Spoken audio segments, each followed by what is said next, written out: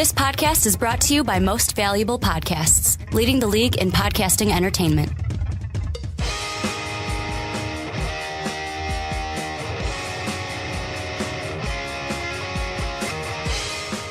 Hello, football fans. Welcome to The Onside Kick. My name is Ricky Widmer, and as always, I'm joined by the Mark Weber. Dub them E's. And before we get into our podcast, Mark, we got a special announcement to make. On May 18th, there's going to be a new podcast to the MVP Network. Brand spanking new. It's going to be called the Primetime Podcast. Myself and former Onside Kick co-host Brandon Swanson will be making his return as we cover the world of college sports. The entire world. The world of college sports. Maybe not the entire world of college sports. I doubt you're going to talk lacrosse. Mostly basketball and football. Yeah. Mostly. A little bit of A little bit golf. here and there. A little bit golf. You got to talk golf. Of course, everybody loves college golf. But with the NFL, Mark, today, it's recap day, baby. Yep. It's recapping the In NFL the draft. world of the NFL draft. Here we are. Let's say this, okay? Boring draft. This draft was nothing special. This was not It was boring. It wasn't a winner-loser type of draft so much. Like, nobody did anything horrible. Nobody did anything great. It was just kind of like, we're all just adding some players. I didn't like it. Everybody basically just took a step forward. I didn't like it. I wouldn't say I didn't like it, but it's not, there wasn't that same excitement that we've got. There was no big moments. I mean, part of the fact, There was no honestly, big trade. The biggest trades that we had were when the Broncos moved up to get Shane Ray, which to me, why are you doing that? they were convinced someone was going to take him. And then when the Giants traded up, a not Giantsy thing to do, trade up in the second round to get Landon Collins. Yeah, it was just, here's the problem. The whole analysis with a lot of these players is there weren't enough first round talent players to fill the first round. So nobody really wanted to do anything. And I found it funny. The report was that teams were trying to trade back and nobody team wanted to move up. No one wanted to. The only team that successfully did it was the 49ers. They managed to trade back somehow. But Well, that's only because the Chargers wanted the running back. Yeah, and they got that running back. The Chargers wanted the running back, and then you have the trade, like I was saying, the Broncos and the Lions, that trade. Lions probably got that call, and the guy they were thinking about, they're like, well, sure, Tomlinson's not even going to be on any radars. Let's trade back. Yeah. Tomlinson's a second-round guy. Let's take him in the first, which I'm thinking, okay, not only were the Broncos stupid for trading up for Shane Ray. I wouldn't say, I don't know. I think that was a stupid move. Totally stupid move. I don't think so. I think Shane Ray dropped quite a bit, and I understand why he dropped, but I don't think it was necessary. I think teams could have still taken him, and he seemed like he was going to be fine. It's not the same situation as our other guy, of course, Randy Gregory, who had issues with drugs, saying to GMs and everything of, hey, I have a problem with addiction. I have had this in my past. I'm trying to get better. Shane Ray was more of a, I probably shouldn't have smoked that weed. And I apologize to my parents. And to me, I'm like, okay, that's fine. He's still top 10 worthy. Like, there's nothing wrong. He's one of the better talents. I'm convinced. I wouldn't say I'm convinced. I believe the Broncos that somebody might have gone above them to get him. I'm willing to believe that. So you think, not sold, but I'm willing to believe. do you really think the Cardinals or the Panthers would have taken Shane Ray instead of the guys they took in DJ Humphries, offensive tackle? And Carolina did take an outside linebacker. Yeah. They did take Shaq Thompson, but Thompson is a guy who he plays outside linebacker, but with his size, he can kind of play corner as well. Yeah. Or that like run stop kind of a corner. For sure. I think the Carolina Panthers definitely could, but I'll also add that Shane Ray is better talent than both those guys. So if either one of those teams want to go BPA, and I think that the Arizona Cardinals are the kind of team that Ryan Pace method for this draft. The way it should be. Go with the best player on the board. I think Shane Ray could have been taken by either. Not sold 100%, but definitely could have. And I mean, the Lions, for sure, they were going to take that trade because, like I said, the guy that they ended up taking in offensive guard, Tomlinson out of Duke. You're telling me anybody in the first round was thinking about him? Oh, probably not. No reason to. And that's just the summary of this draft, really. A lot of like mid-round type of talent, not as much of that first round. Nothing that anybody was too overly excited about, except for rumor has it, Marcus Mariota. Do you believe all the trade rumors with the Tennessee Titans? Did you believe them? I did, because to be honest, the one I believe, like, I was shocked at first, but I could kind of see it, was the Jay Cutler one, because I feel like Jay Cutler's time in Chicago is coming to an end, because I feel like with this new regime coming in, it's more of like a what have you done for me lately? And in the NFL, your shelf life is so small. If you're not doing stuff in like maybe 2 years, 3 years at the most, boom, get you out, get some fresh legs in, because we're not winning a Super Bowl with you. It's interesting. And I think I was kind of more on board with I could actually see the Chicago Bears trying to move Jay Cutler. Until after this draft, it really did seem like they are pretty much like, no, we're good. We're not, we're not sold on the long-term, potential of this, but for now we're good, because they definitely did quite a bit, especially with taking Kevin White, quite a bit to also, of course, getting a new center in the third round for the Chicago Bears. They did a lot to really help out Jay Cutler. Whether that lasts beyond this single year coming up, we'll have to wait and see. So I don't know. The other interesting one, of course, was the rumor of the Chip Kelly Eagles, because he basically runs everything on that team, trying to trade everything for that second pick with Marcus Mariota. There were so many rumors about all the extent of everything that was involved with that pick, that trade for that pick. Didn't really work. The thing that I found interesting, though, was the reports that, hey, actually, nobody offered anything, and the Tennessee Titans were just trying to drum it up. They were trying their hardest. Why not? Yeah? Why not? If you really want to trade that pick. Because in the Titans' mind, it was kind of the same.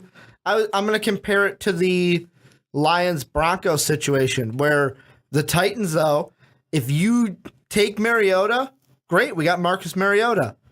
If you don't, cool. It's kind of like we're happy either way kind of a thing. Yeah, it's interesting. I don't know.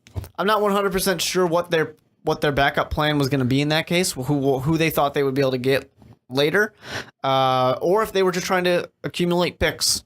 You know what I will say about the Bears? And this is all because we were just talking about Jay Cutler. If I'm a Bears fan, so if I'm you right now, Mark, I'm hoping the Bears have... I'm not going to say, it's way too early to say where he's going to go, but I'm going to say I'm hoping the Bears have another top 5 pick. You want to know why? Some quarterback. Connor Cook out of Michigan State, man. He's going to be the top quarterback coming out of next year's draft. Here's the thing coming about into next year's draft. I mean, you do have these ones where we all knew with Jameis Winston. We all knew, with Andrew Luck. We have these guys that we know. But there's always, the thing people always say with these drafts, why take a quarterback in this draft? Next year's a better quarterback class. Every year is a better quarterback class. We never know what's going to happen. So with these things, unless you have a suck for luck type of moment where like that's what you got to do it. And the Indianapolis Colts are so lucky they pulled it off. I never believed these type of things. I'm never 100% sold. Do I believe the Bears are going to have a top 5 pick? No. Top 10? Probably. And I'm excited, honestly, to get more good talent. Whether it comes in a quarterback, yet another wide receiver, because why not? Just keep piling them up. Or get some good defensive talent. Maybe, finally get a great safety or something like that. We'll see what happens. See, I'm looking right now, and this was yesterday that they posted this. And, of course, it's way too early. Is this a mock draft? No. This is just... Because those are out there. You can get mock drafts for 2016 already. This was on NFL.com, and all it was the top 15 senior prospects. These are guys that are seniors this year. They're not going to come out early. Before you say this, Michigan State does play pro style, right? Yes. I thought so. Well, you got to think. Hoyer, Stanton, Kirk Cousins. Nobody to be excited about. But they're all Michigan State byproducts, and you know how high we are about the All-American. Oh, we love All-American Kirk Cousins. We all love that corn-fed All-American. But here's the top 5. Number 1, Connor Cook, quarterback MSU. Number 2, Sean Oakman, defensive end Baylor. He could be the number 1 pick. I would like that. He could be the number 1 pick, all because of defense. Number 3, you got, I don't know if I'm going to say this name right. I'm sorry if I butcher it. Daheel Williams, wide receiver, Auburn. Like I said, probably butchered that name. Taylor Decker, offensive tackle, Ohio State. And Spencer Drango, offensive tackle, Baylor. Mm-hmm. It's going to be interesting. I'm excited. It'll be, I don't know. It's the kind of thing where for the Chicago Bears fans out there, and there's a lot of teams like this, maybe the Falcons as well, maybe the Chargers with Phillip Rivers, things like that. A lot of these teams with these older quarterbacks, we're not 100% sure what's going to be happening in the future. At what point do you move on? Things like that. I don't know. It's just kind of a wait and see. I don't really trust the risk of drafting quarterbacks first. The thing they always say, teams that draft quarterbacks in the first round typically draft another quarterback in the first round because they always just somehow end up back there. It's tough to get somebody like a Marcus Mariota and just say, hey, I know you don't go under center that often, but you're going to start snapping under center now. Have fun. Hopefully don't get flushed out in 3 years. I am going to throw out one team. I'm going to throw out a college team, kind of to keep the theme of we promoted the Primetime Podcast, going to be on the MVP Network starting May 18th. They're going to talk plenty of college sports. Here is one team that could have a quarterback trump Connor Cook as the best overall quarterback. You ready? Yep. The Ohio State University. Cardale Jones, right? Broxton Miller. I don't know. Broxton, too. I don't know. That's the thing. That's the dilemma. Who is going to be that starting quarterback next year? That's actually something that I like Ohio State. So I'm excited to see Cardale, I came out this year because odds are you're the third stringer again. I wouldn't have come out if I was him. Broxton Miller is the starter. I don't know. It's going to be so interesting to see. No, Broxton Miller's the starter. This guy won you the national championship. Broxton Miller's the starter. He won you the national championship. It's such a, and that's the thing. That's going to be the big discussion. And the one we're missing, I had to look up his name, was JT Barrett. Ohio State did great things too. Ohio State's going to be a factory though. They're next stacked year because they could have 3 quarterbacks who are all being talked up in the draft with Cardale, JT, and Broxton. But then you're also going to have he's not going to be wearing his half shirt because they're illegal, Ezekiel Elliott. We need to get rid of that half shirt business. But here's the thing, ladies and gentlemen. I want you to listen to me and listen to me closely. This is what I'm proposing for the Ohio State Buckeyes. And I hope the Ohio State Buckeyes. I hope that Urban Meyer is listening because I know he's a fan of the show. You know he is. He's a fan of the show. So I know he's listening. Here's the thing. I want you to put all 3 quarterbacks out there at once. All right? You don't need that many wide receivers out there. Just leave one. Put one as running back, one at the wide receiver in the slot. Is that what you're saying? Well, no, I'm saying one as your quarterback, one as your fullback, one as your halfback. Just who's going to get the ball? Who's going to get the ball? Have all 3 of them line up right next to each other in the pistol. Who's going to get that ball? And then and then if you're the center, you can just snap it to either of the 3. All he has to do is snap it straight back. What you got to do, Urban Meyer tells them, hey, this one's going to grab it this time. That guy just runs in front and grabs it. Boom. Boom. It's unbelievable. It's a new kind of offense. It's going to take waves. It's going to make waves in the college football world. And then a guy like Chip Kelly is going to perfect it and bring it to the NFL. Probably. Is that what you're saying? Probably is going to happen. But Chip Kelly, of course, has to go back to college football. Before we turn this podcast into a 2016 preview for the NFL draft, give me we'll start with the loser. Who's your biggest loser of the NFL draft? 2015. Like I said before, there's no huge, oh God, these guys did horrible in this. The person the team I'm going to say for this, and it pains me to say because it's a good team, the Indianapolis Colts. Because they took Philip Dorsett. This guy's fast, all right? Did he need to go in the first round? No, he did not need to go in the first round, but he did. And for the Colts, do you need to have 2 T.Y. Hiltons? because you have two Yes. T.Y. Hiltons now. Yes. Nobody can cover the one T.Y. Hilton, so you don't need to have a second one. You got Andre Johnson out there, too. How did the Rams win the Super Bowl? Oh, yeah, being the greatest show on turf, having the best wide receivers in the game, man. You got Andrew Luck. You'll be fine. You'll be just fine. Yeah, people said you got Kurt Warner, you'll be fine. Well, Kurt Warner was a CFL quarterback. Andrew Luck is the next incarnation of Peyton Manning. And a grocery bagger. Don't forget that grocery and bagger. And don't get me wrong, I like Kurt Warner as much as the next guy. You almost said Kirk Cousins. I did, because I love that All-American. But for the Colts, it's just, I don't necessarily think it's a bad pick. It wasn't the best pick. And then the thing that really drives it home for me is that afterwards we have all these reports of Colts locker room is not happy about this pick. You got all these players who are saying, we got these two good tight ends. We got Andre Johnson out of here now. T.Y. Hilton's been doing great. Even Dante Moncrief's been looking pretty good. You know, nothing special, but he's been looking pretty good. So why do we need this other one? It's just riches upon riches that we don't need, and we had more defensive needs. That's what those players are saying. Yes, they addressed some of those defensive needs, but they could have done better, I think, with them.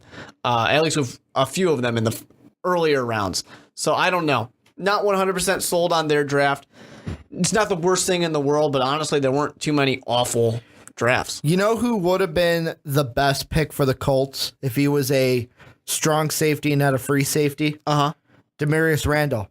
The guy who went right after them to Green Bay. Yeah. Because he was a safety. However, he's a guy that plays between free safety and nickel corner, and they needed the Colts needed a strong safety. That was their number one need heading in. And it took a while for them to get that. I think it took fourth round. Fourth round, they took Clayton Gathers out of Central Florida. Yeah, that's when you get your. I mean, sometimes you can't really control the way. Well, you usually can't control the way that the draft pans out. But when you're not getting that number one need until the fourth round, that's not a good position to be in. Which is also another thing that's weird is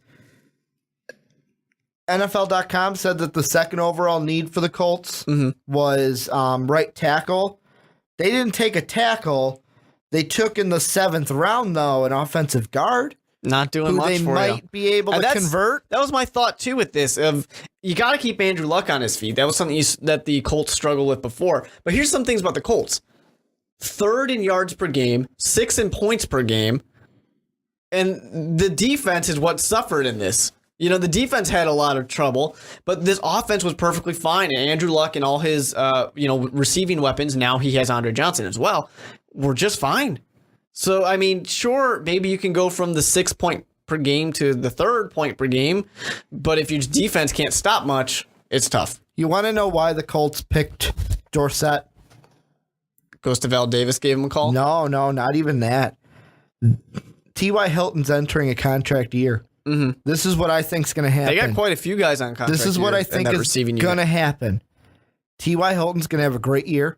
Colts are probably going to reach the AFC title game. Not saying Super Bowl yet. Ricky always picks the Colts to go to the Super Bowl. So.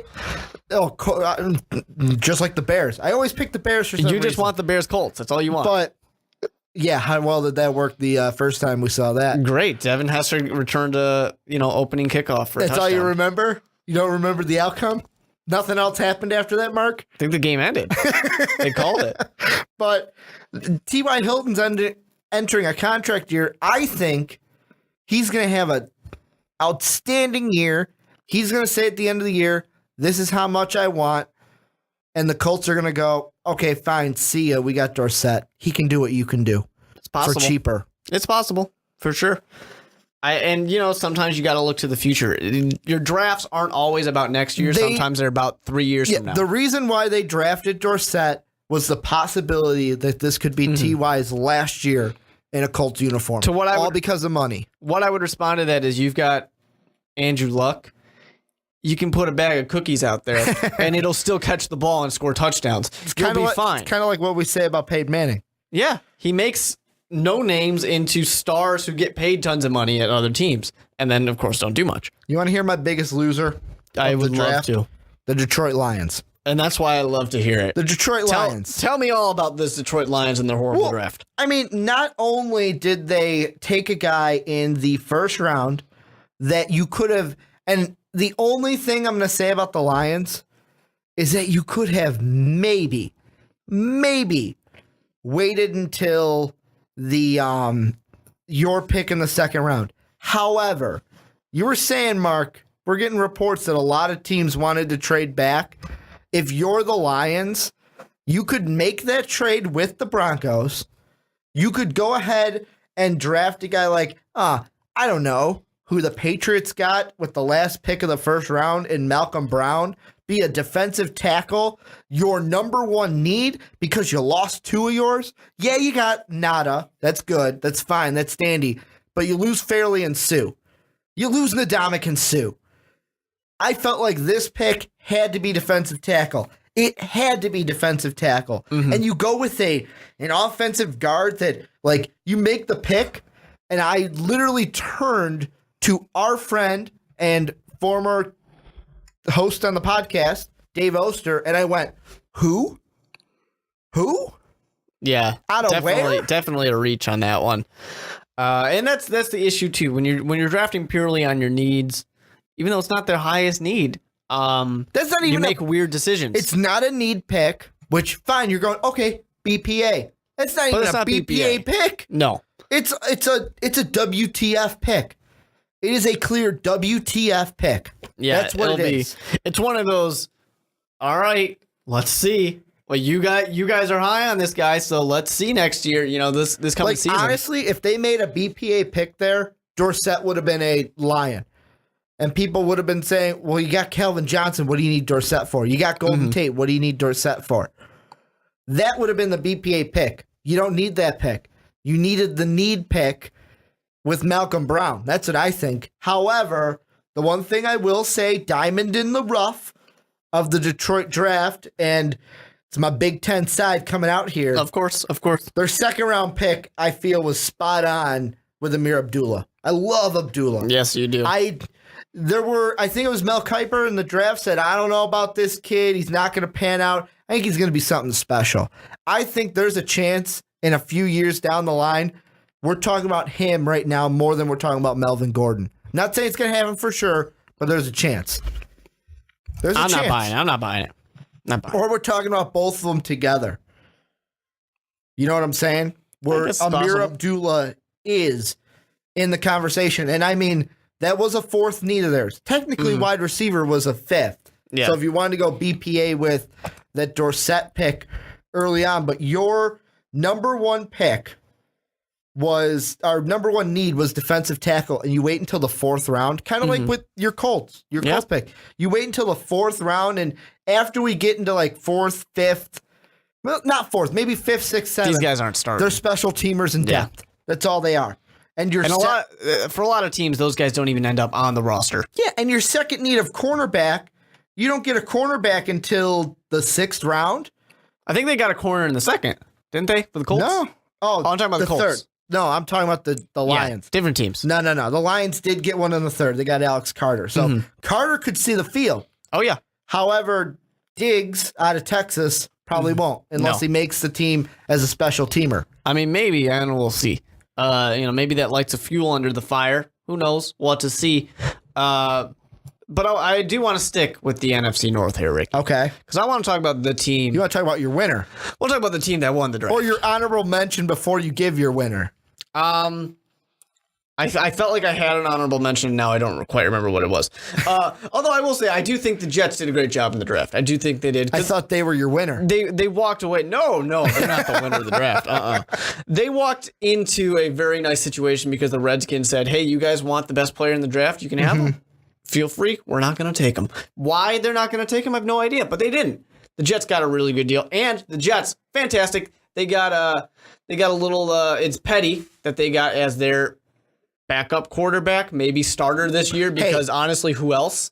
I'm saying right now, I'm disagreeing with our friend Dave Oster. He liked Brett Hundley as like after Mariota and Winston, who's your favorite quarterback? He liked Brett Hundley.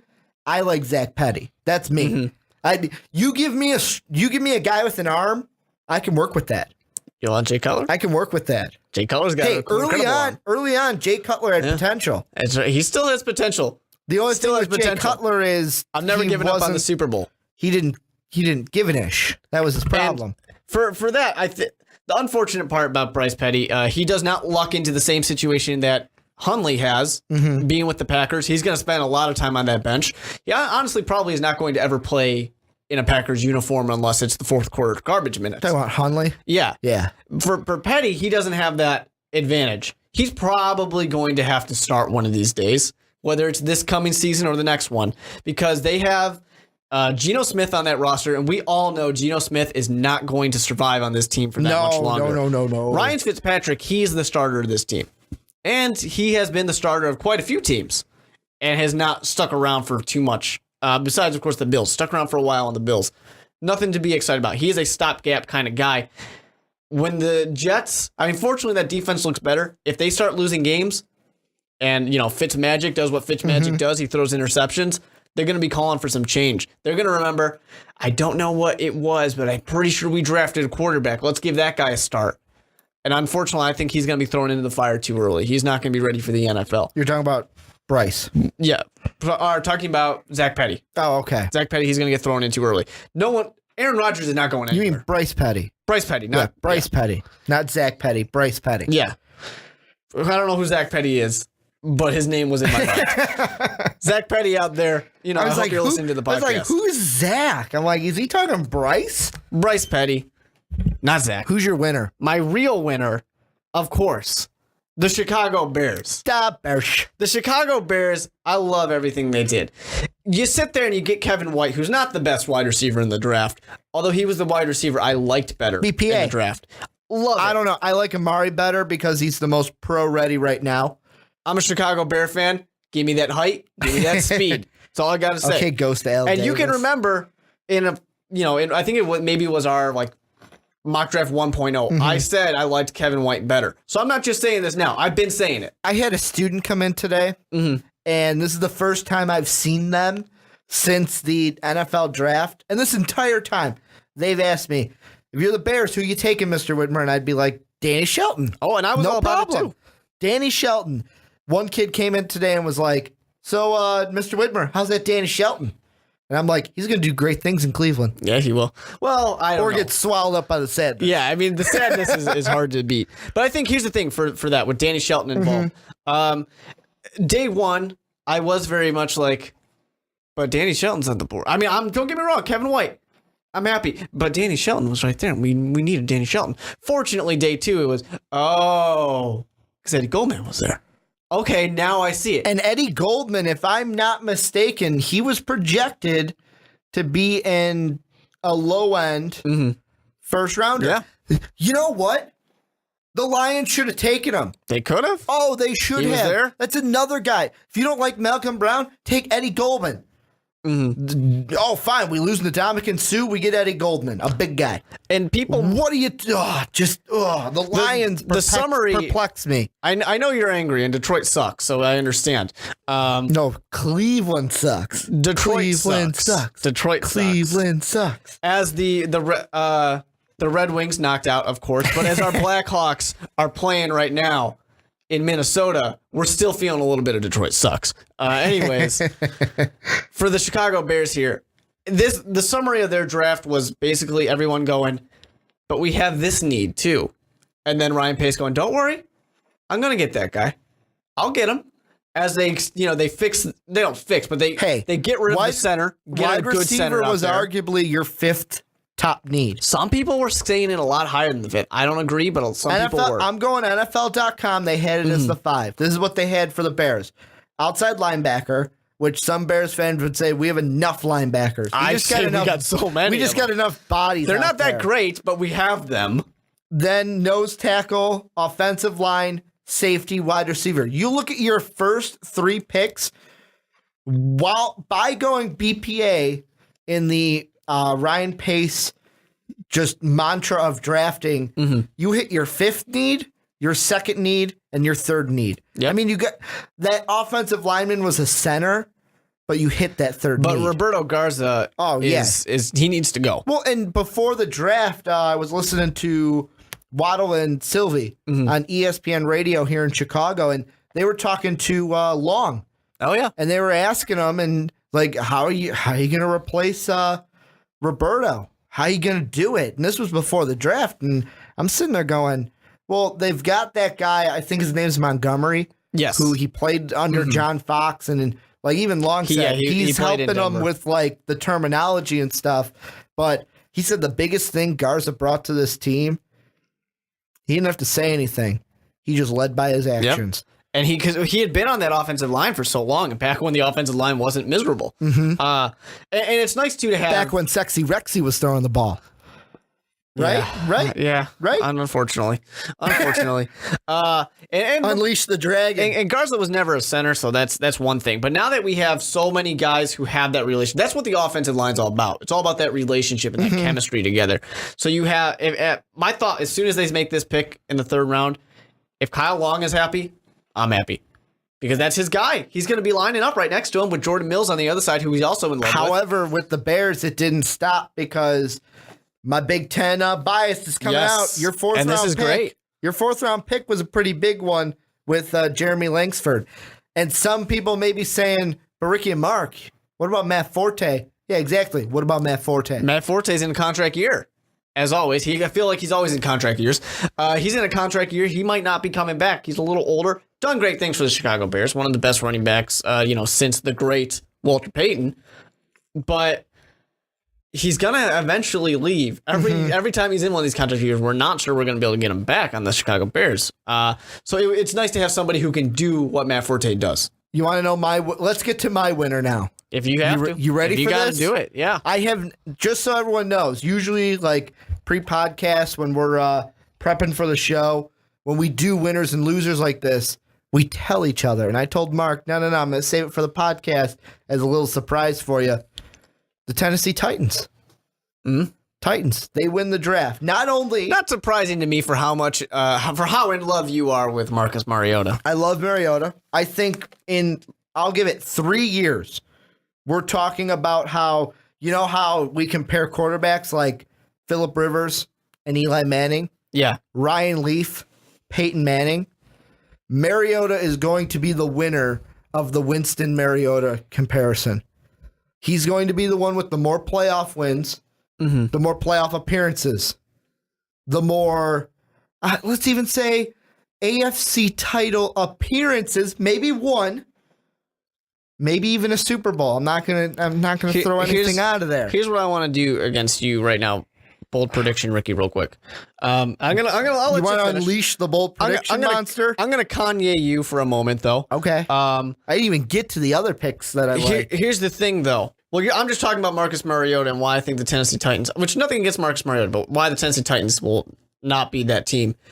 Because Jadeveon Clowney is going to ruin him.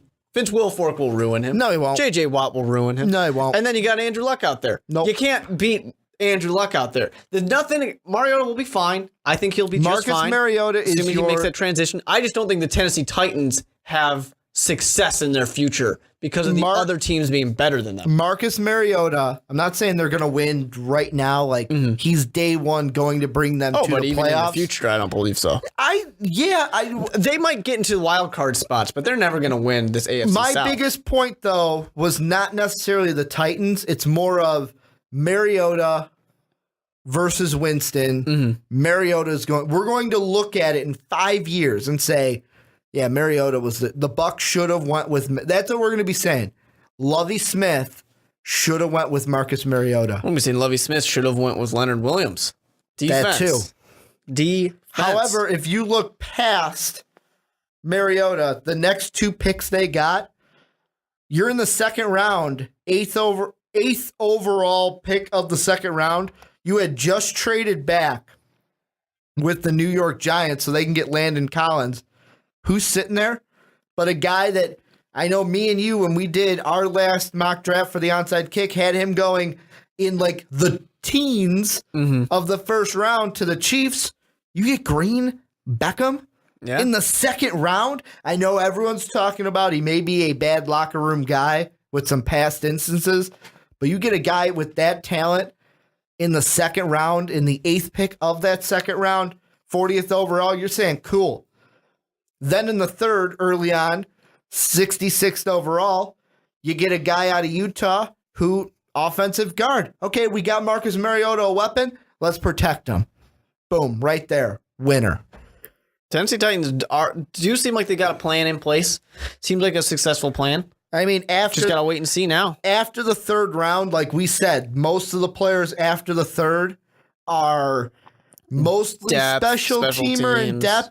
But however, if you look at their needs, and defensive line was one of them, they got that in Angelo Blackson, defensive tackle out of Auburn in the fourth.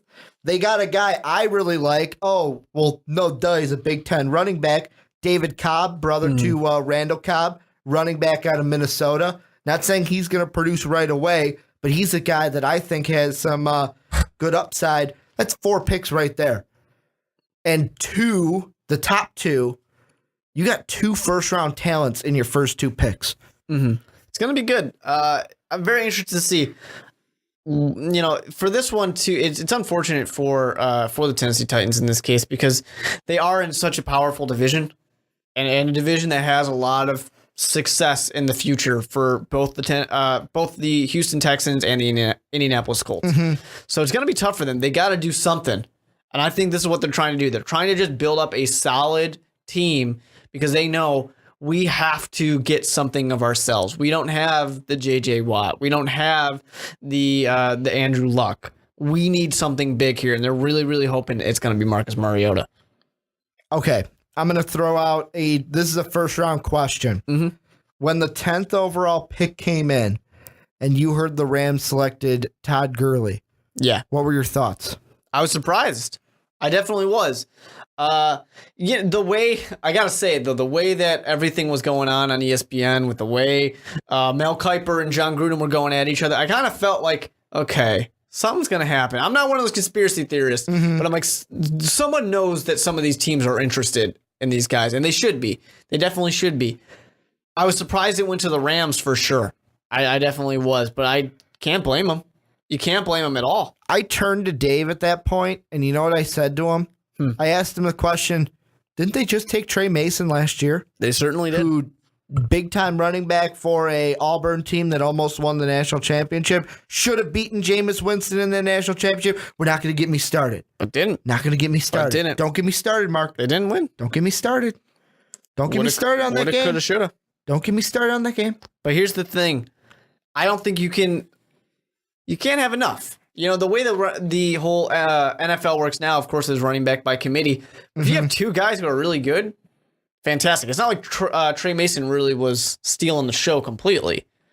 He was splitting it, of course, with Stacy out there. Todd Gurley, when he was healthy, he was stealing the show. For sure. And they're going to hope that he does it again, of course, and maybe they can trade yet another running back, get something out of it. I know they get rid of Zach Stacy, but with having Trey Mason, Fisher can go to Gurley. Take your time. Yeah. We don't need you day one. We got Trey Mason. You come back when that knee is healthy. Yeah, and I think he'll come back right. Maybe not necessarily game 1, but he'll come back early. I thought that I was hearing that on the draft that he plans to be ready at the start of preseason. That's what you tell the GMs, I'm sure. Well, we'll see what that doctor says, and we'll see what that knee is able to do. I'm going to throw out one question before we get to you want to do which playoff bubble teams help themselves maybe draft into the playoffs. Yeah. Before we get to that, best first round pick outside the top 10. Who really hit a home run outside the top 10? Only first round. Only first round. Who do I? This is an interesting one for me.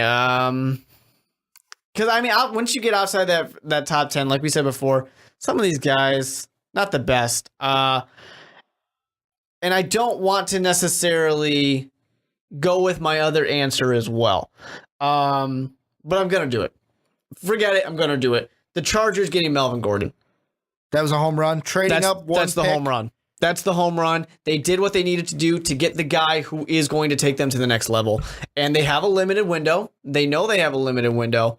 This is the guy who's going to do it. And we can't say for sure which one of these guys are going to be better long term. But when it comes to day 1, we know Melvin Gordon's going to be ready. We know he's going to be playing. We know he's going to do great things. It's going to be a little bit maybe before Todd Gurley goes out there and starts doing his thing. So that's my home run of the first round pick. The first round of the NFL draft.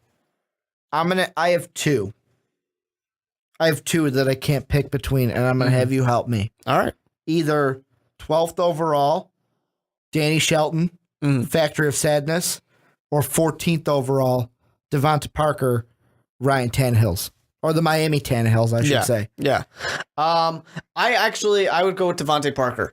Tannehill needs some help. He needs it really badly. Mike Wallace did not do anything for you. However, Cleveland, for a defensive head coach, getting a solid nose tackle like they did. Yeah, that's good for sure. And the defense has, been one of the few bright spots on the Cleveland Browns. And one side note, can I just say, with the first two picks the Browns had, I'm happy with those picks. Yeah, they did good. They didn't go the route that we kind of expected them, which was to fix the offense. But they got an offensive lineman with their second one. That's not necessarily what I would consider. Cameron Irving. Which is, don't get me Cameron Irving, great. Not exactly what I would consider fixing the offense, though. We kind of were thinking maybe they would go wide receiver, maybe even try and go running back, too. But they took their route. The Browns had a good first day of the draft by doing the non-Brownsy move. Yeah, that's true. By not being the Cleveland Browns, they had the best round. But Mark, I'm going to let you lead it. Last thing we do on the podcast today. Mm-hmm. Which playoff bubble team from last year drafted themselves into the playoffs? I'm sticking with it. The San Diego Chargers. They're going in the playoffs. Good chance they're going to win their division. And they were 9-7 last year. Yep. They didn't miss it by too much, but they just started falling off towards the end. And I think this year, win the division because, like we said, Phillip Rivers, very talented quarterback, but always has kind of been missing something. And I think this is it. Melvin Gordon's going to be the answer here. They're going to be able to do great things.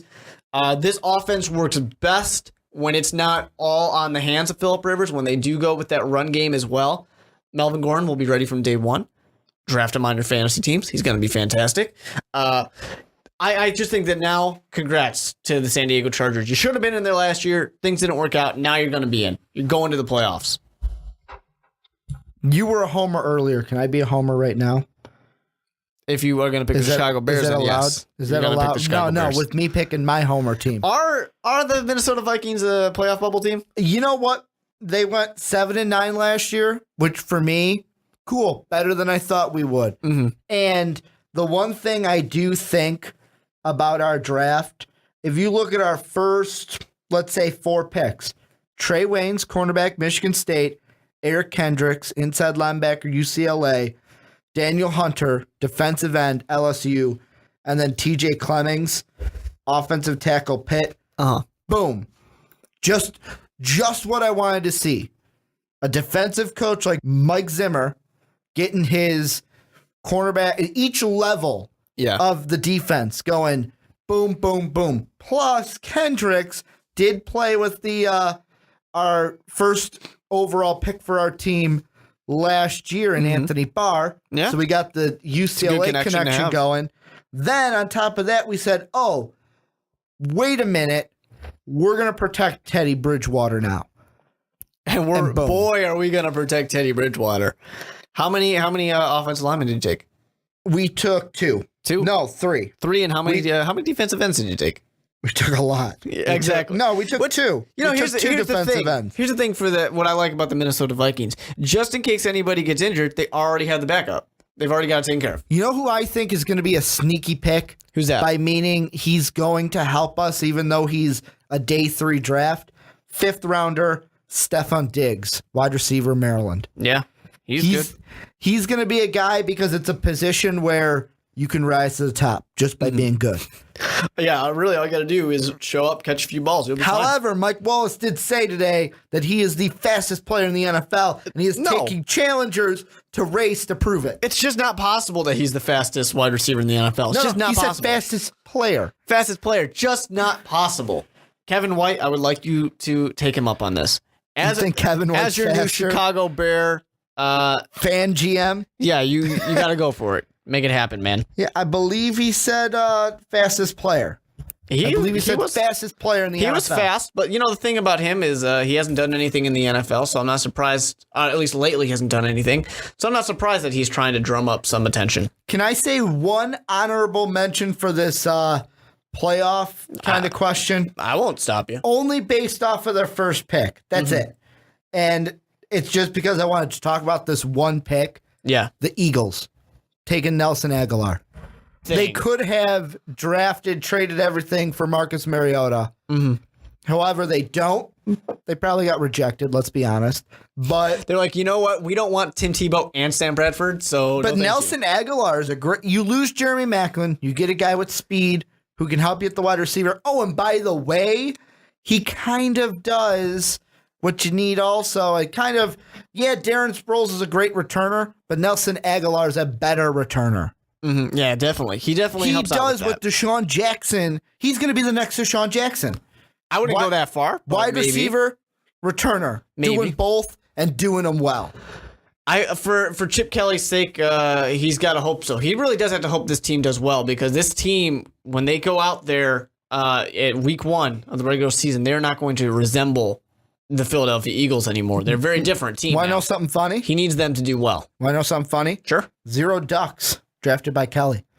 However, he's got to dispute those rumors somehow. However, his first 2 picks were Pac-12 guys. I hear he's already calling up the Chicago Bears for their 3rd-round pick out of Oregon. He's already calling up, seeing what he can do. He wants Armstead. He wants your center that you drafted in the 3rd. But that is going to do it for the Onside Kick this week. I'm going to thank everyone for listening. Make sure you check us out on Twitter. I'm at Ricky Widmer. Mark is at with 2 E's, Mark Weber. The podcast is, you can get us at MVP Network at Most Valuable Pod. Make sure to hit that subscribe button, that like button, and all that good stuff. Tell us down below what you thought. Who's your winner? Who's your loser? What was the kind of, WTF moment for you of the draft?